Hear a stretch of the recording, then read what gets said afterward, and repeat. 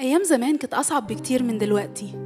يعني عشان تروح مشوار بتاخد مواصلة وبعديها مواصلة، عقبال ما بتوصل بتقول أشكرك يا رب وصلت.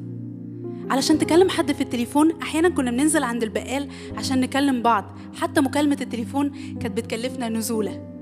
حتى الموسيقى زمان كان من الشهر للشهر نستنى الحفلة الموسيقية ونقعد جنب الراديو عشان نسمعها ونقول الله، ونستناها الشهر اللي بعده.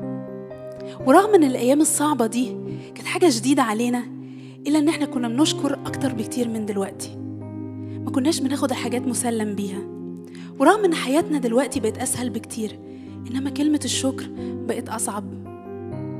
ما بقيتش ببص على نفسي اللي بيطلع على انه بركة، اني اصحى الصبح وجوزي بخير وعيالي بخير واهلي بخير بركة، اني ارجع بيتي من غير ما اتعرض لحادثة بركة، اني اعرف امر يومي واشوف خطوات ولمسات ربنا بياخدني فيها بركة.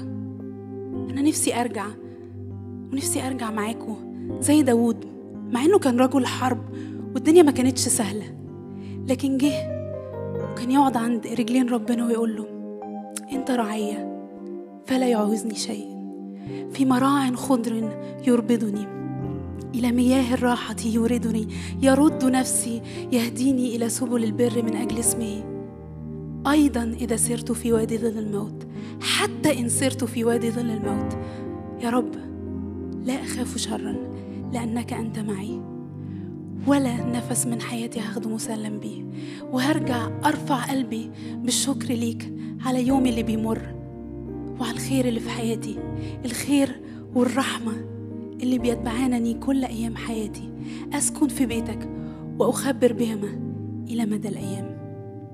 آمين.